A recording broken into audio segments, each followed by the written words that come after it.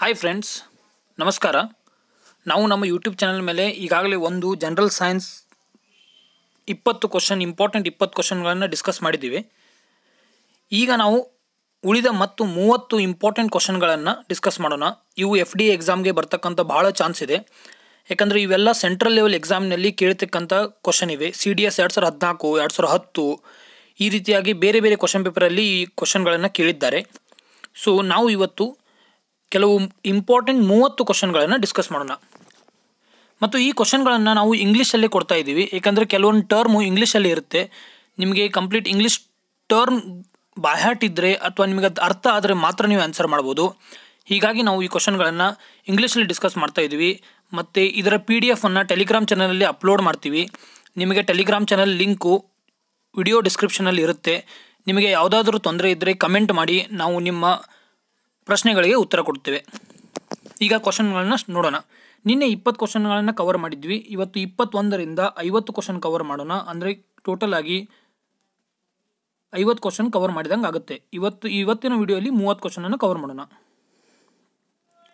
So 21ನೇ question,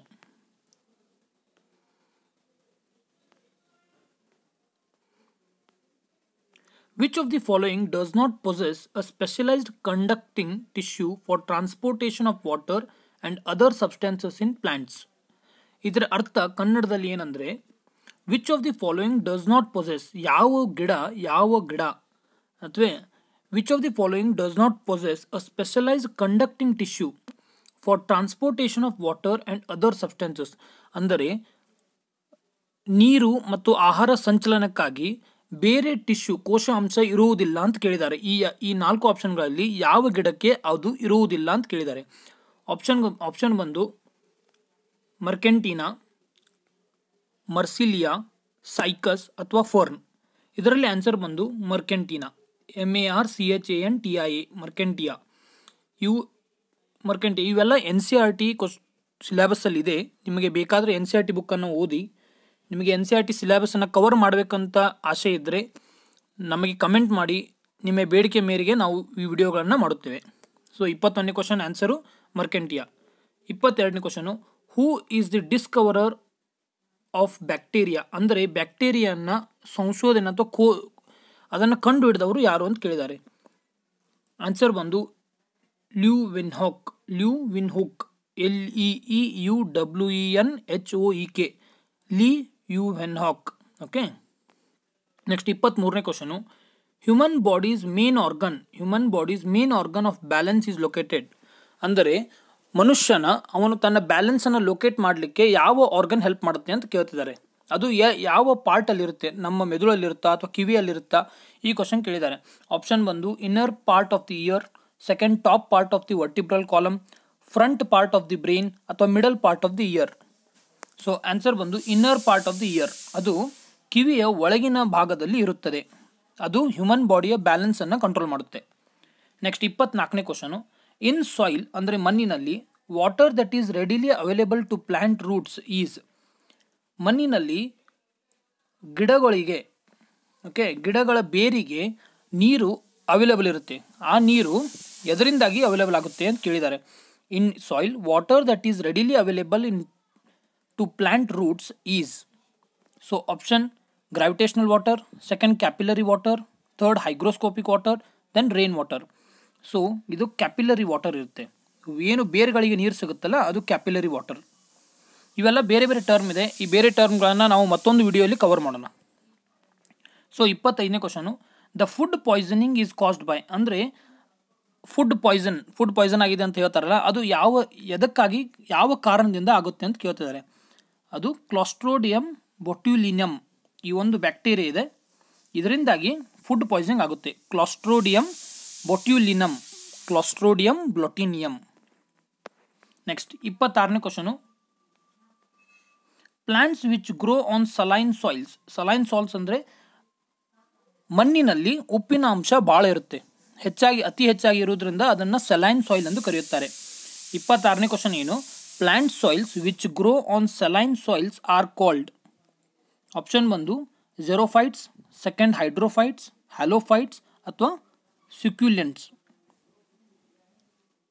so 26ನೇ answer option number C halophytes, HALOPHYTES, HALOPHYTES, halophytes. Next 27ನೇದು, a deficiency of which one of the following minerals is most likely to lead on immunodeficiency. A deficiency of which one of the following minerals is most likely to lead on ಇಮ್ಯುನೋಡೆಫಿಷಿಯನ್ಸಿ.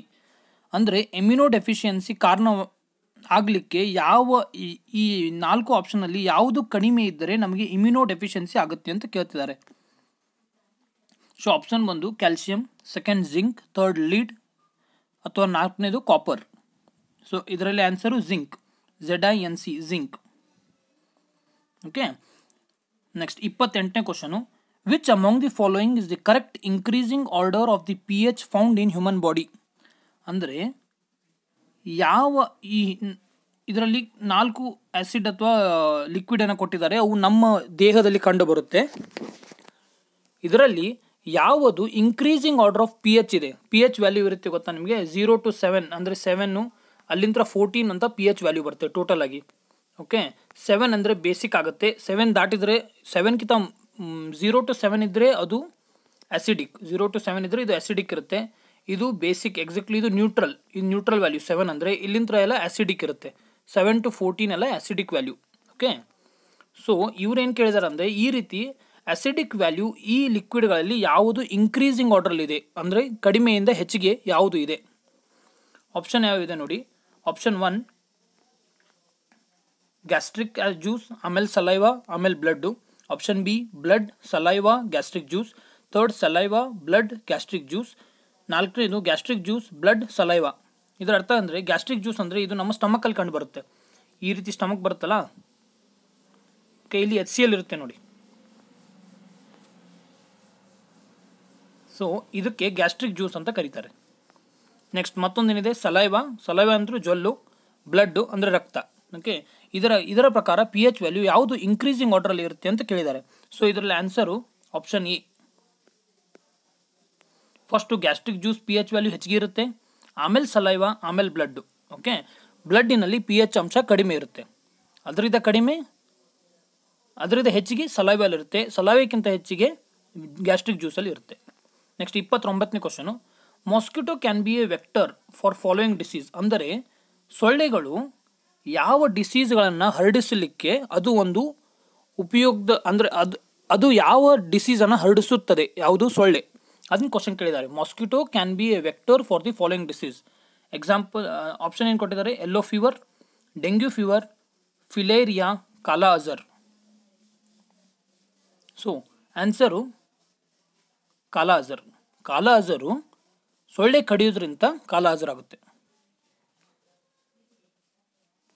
ಸಾರಿ, ಏನು question ಕೇಳಿದಾರೆ ಅಂದರೆ, mosquito can be vector for the following disease except, ಅಂದರೆ ಅದು ಒಂದು disease ಸೊಳ್ಳೆ ಕಡಿದ್ರೆ ಆಗುವುದಿಲ್ಲ, but ಉಳ್ಕಿದೆಲ್ಲ disease ಸೊಳ್ಳೆ ಕಡಿದ್ರೆ ಆಗುತ್ತೆ. ಯೆಲ್ಲೋ ಫೀವರ್ ಕೂಡ ಸೊಳ್ಳೆ ಕಡಿದ್ರೆ ಆಗುತ್ತೆ. ಓಕೆ. ಡೆಂಗ್ಯೂ ಫೀವರ್ ಕೂಡ ಸೊಳ್ಳೆ ಕಡಿದ್ರೆ ಆಗುತ್ತೆ, ಫಿಲೇರಿಯಾ ಕೂಡ ಸೊಳ್ಳೆ ಕಡಿದ್ರೆ ಆಗುತ್ತೆ, ಆದರೆ ಕಾಲಾ ಅಜರು ಸೊಳ್ಳೆ ಕಡಿದ್ರೆ ಆಗೋದಿಲ್ಲ. ಸೊ ಆನ್ಸರ್ ಬಂದು ಕಾಲಾ Azhar. Okay.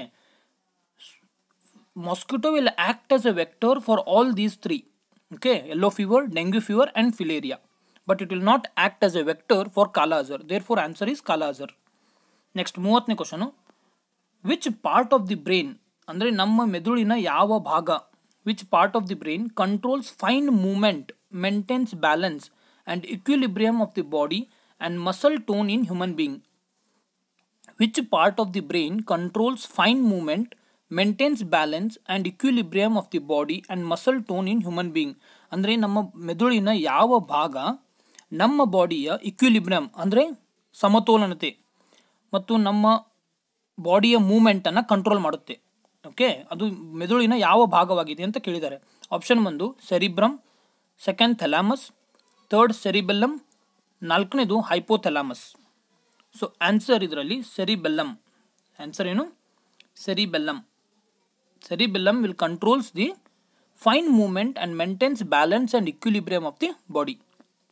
Next 31ನೇದು, among the following animals, ಈ ಪ್ರಾಣಿಗಳಲ್ಲಿ choose the one having 3 pairs of legs. ಅಂದರೆ ಅದಕ್ಕೆ 3 ಜೋಡಿಯ ಕಾಲುಗಳಿರುತ್ತೆ, ಅಂದರೆ ಟೋಟಲ್ ಎಷ್ಟಾಯಿತು 6 ಕಾಲುಗಳು ಇರುತ್ತದೆ. ಈ ಕೊಟ್ಟಿರೋ ಆಪ್ಷನಲ್ಲಿ ಯಾವುದು ಸರಿಯಾದ ಉತ್ತರ ಅಂತ ಹೇಳಬೇಕು. ಆಪ್ಷನ್ 1 ಸ್ಪೈಡರ್, ಎರಡನೇ ಸ್ಕಾರ್ಪಿಯಾನ್ ಅಂದರೆ ಚೋಳ, ಸ್ಕಾರ್ಪಿಯನ್ ಅಂದರೆ ಚೋಳ, ಮೂರನೇದು bug, D mite. So answer ಇದರಲ್ಲಿ ಬಗ್ಗು. ಓಕೆ, ನೆಕ್ಸ್ಟ್ 32ನೇ question. Environment is a composite state of, ಅಂದರೆ ಎನ್ವಿರಾನ್ಮೆಂಟ್ ನಮ್ಮ ಸುತ್ತಮುತ್ತಲಿನ ಪರಿಸರ ಏನು ನೋಡುತ್ತವಲ್ಲ ಅದು it is a composite state of, ಅಂದರೆ ಅದು ಯಾವ ಪದಾರ್ಥಗಳನ್ನು ಕೂಡಿ ಎನ್ವಿರಾನ್ಮೆಂಟ್ ಆಗಿದೆ ಅಂತ ಕೇಳಿದ್ದಾರೆ. Option biotic factors, physiographic factors, option C abiotic factors, ಮತ್ತು option D all of the above. So answer ಬಂದು ಆಲ್ ಆಫ್ ದಿ ಅಬೋವ್. ಇವೆಲ್ಲ ಕೂಡುವುದರಿಂದ ಎನ್ವಿರಾನ್ಮೆಂಟ್ ಆಗುತ್ತೆ. ಎಕ್ಸಾಂಪಲ್ ಗಿಡಗಳು, ಸೂರ್ಯನ ಬೆಳಕು, ಗಾಳಿ, ನೀರು, ಇವೆಲ್ಲ ಕೂಡುವುದರಿಂದ ನಮ್ಮ ಪರಿಸರವಾಗುತ್ತೆ. ಅದನ್ನು ಈ ಕ್ವಶನಲ್ಲಿ ಕೇಳಿದ್ದಾರೆ. ಸೊ ಆನ್ಸರ್ ಏನಾಗುತ್ತೆ? ಆಪ್ಷನ್ ಡಿ ಎಲ್ಲವೂ ಕೂಡ. ನೆಕ್ಸ್ಟ್, ಗ್ವೈಟರ್ GOITRE ಅಥವಾ excessive growth of thyroid gland. ಇದರಲ್ಲಿ ನೋಡಿ 2 ಕ್ವಶನ್ ಇದೆ ನಿಮಗೆ. ಗ್ವೈಟರ್ ಅಂದರೆ ಏನು ಅಂತ ಕೇಳಬಹುದು. ಗ್ವೈಟರ್ ಅಂದರೆ ಏನು? It is excessive growth of thyroid gland causes by the deficiency of, ಯಾವ ಕೊರತೆಯಿಂದಾಗಿ ಇದು ಆಗುತ್ತೆ ಅಂತ ಕೇಳಿದ್ದಾರೆ. ಸೊ ಆನ್ಸರ್ ಬಂದು ಅಯೋಡಿನ್ ಕೊರತೆಯಿಂದಾಗಿ ನಮ್ಮ ಥೈರಾಯ್ಡ್ ಗ್ಲ್ಯಾಂಡ್ಗಳು ಹೆಚ್ಚಿಗೆ ಆಗಿ ಬೆಳೆಯುತ್ತದೆ. ಅದು ಕೂಡ ಮನುಷ್ಯನಿಗೆ ಪ್ರಾಬ್ಲಮ್ ಮಾಡುತ್ತೆ.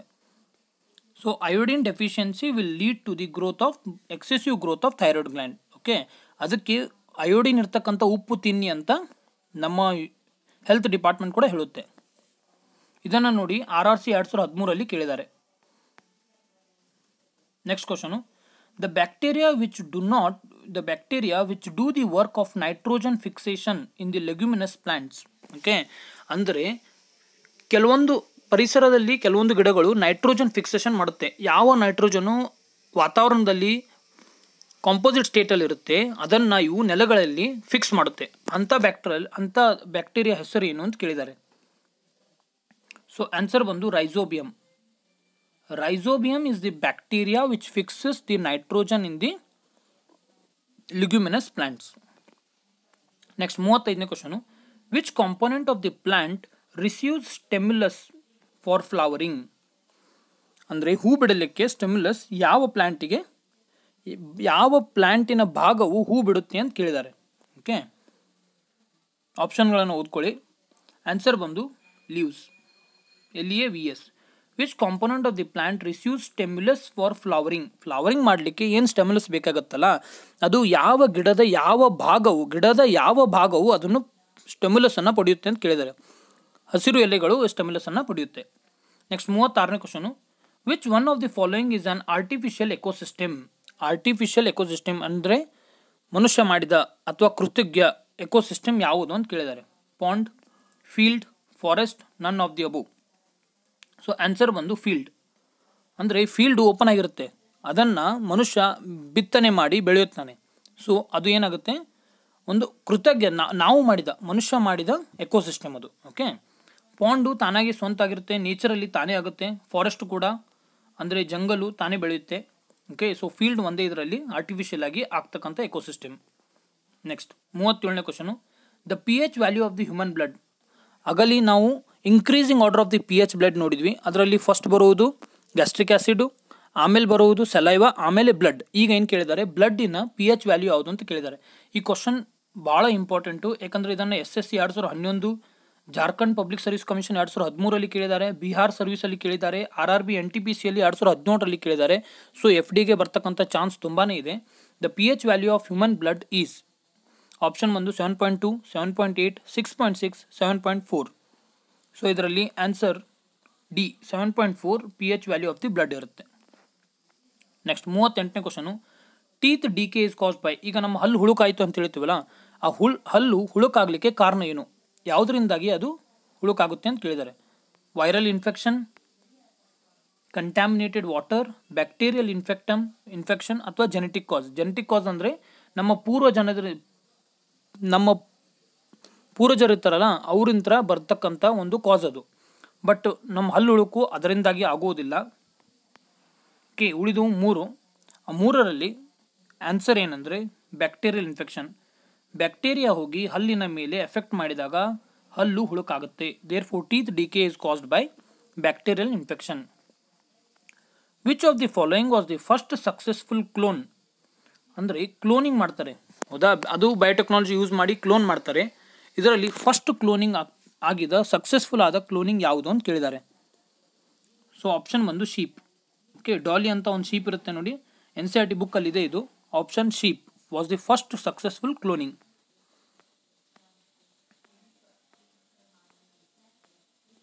ಸೊ 40ನೇ question, AIDS is caused by, AIDS AIDS ಯಾವುದರಿಂದಾಗಿ ಆಗುತ್ತೆ ಅಂತ ಕೇಳಿದ್ದಾರೆ. Option lack of T4 lymphocytes, high blood pressure, lack of riboflavin, bacterial infection. So answer ಬಂದು ಲ್ಯಾಕ್ ಆಫ್ T4 ಲಿಂಫೋಸೈಟ್ಸ್. ಇವು ಏನಾಗುತ್ತೆ ಅಂದರೆ, ಯಾವುದಾದ್ರೂ ವೈರಸ್ ನಮ್ಮ ದೇಹದಲ್ಲಿ ಎಂಟರ್ ಆದರೆ ಇವು ಲಿಂಫೋಸೈಟ್ಸ್ಗಳು ಅದ್ರ ಜೊತೆ ಹೋರಾಡುತ್ತೆ, ಹೌದಾ? ಬಟ್ ಇವು ಕಡಿಮೆ ಇರುವುದರಿಂದ ಏಡ್ಸು ಇದರ ಮೇಲೆ ಎಫೆಕ್ಟ್ ಮಾಡಿ ನಮ್ಮ ಬಾಡಿಯನ್ನು ನಾಶ ಮಾಡುತ್ತೆ. ಸೊ ಆನ್ಸರ್ ಇದರಲ್ಲಿ ಲ್ಯಾಕ್ ಆಫ್ T4 ಲಿಂಫೋಸೈಟ್ಸ್.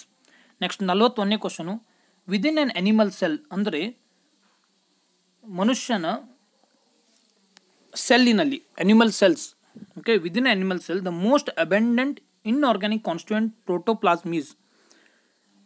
ನಿಮಗೆ ಸೆಲ್ ಬಗ್ಗೆ ಮತ್ತೊಂದು ವಿಡಿಯೋಲಿ ಕಂಪ್ಲೀಟ್ ಆಗಿ ಹೇಳುತ್ತೇವೆ. ಇಡೀ ಮನುಷ್ಯನ ದೇಹವು ಎಷ್ಟೋ ಮಿಲಿಯನ್ ಬಿಲಿಯನ್ ಸೆಲ್ಗಳಿಂದ ಕೂಡಿ ಒಂದು ಮನುಷ್ಯನ ದೇಹ ಆಗಿರುತ್ತೆ. ಆ ಅನಿಮಲ್ ಸೆಲ್ಲಿನಲ್ಲಿ ಪ್ರೋಟೋಪ್ಲಾಸ್ಮ್ ಅಂತಕ್ಕಂಥ ಒಂದು ಇನ್ನರ್ ಪಾರ್ಟ್, ಸೆಲ್ಲಿನಲ್ಲಿ ಇನ್ನರ್ ಪಾರ್ಟು ಪ್ರೋಟೋಪ್ಲಾಸ್ಮ್ ಇರುತ್ತೆ. ಅದರಲ್ಲಿ ನ್ಯೂಕ್ಲಿಯಸ್ ಇರುತ್ತೆ. ಅದರ ಸುತ್ತುವರೆದ ಎಲ್ಲ ಪಾರ್ಟಿಗೆ ಪ್ರೋಟೋಪ್ಲಾಸ್ಮ್ ಅಂತ ಕರೀತಾರೆ. ಇದರಲ್ಲಿ ಯಾವುದು ಇನ್ಆರ್ಗ್ಯಾನಿಕ್ ಕಾನ್ಸ್ಟಿಟ್ಯೂಯೆಂಟ್ ಭಾಳ ಇದೆ ಅಂತ ಕ್ವಶನ್ ಕೇಳಿದ್ದಾರೆ ಅವರು, ಹೌದಾ? Within an animal cell the most abundant inorganic constituent of the protoplasm is. Option sodium and potassium salt, water, iron, phosphate. So answer ಬಂದು ವಾಟರ್. ನೀರಿನ ಅಂಶ ತುಂಬ ಇರುತ್ತೆ, ಹೌದಾ? ವಾಟರ್. ಇದನ್ನು ನೋಡಿ NDA ಎಕ್ಸಾಮ್ 2014ರಲ್ಲಿ ಕೇಳಿದ್ದಾರೆ, FDAಯಲ್ಲಿ ಕೇಳತಕ್ಕಂಥ ಚಾನ್ಸ್ ತುಂಬಾ ಇದೆ. ಸೊ ಆನ್ಸರ್ ಬಂದು ವಾಟರ್.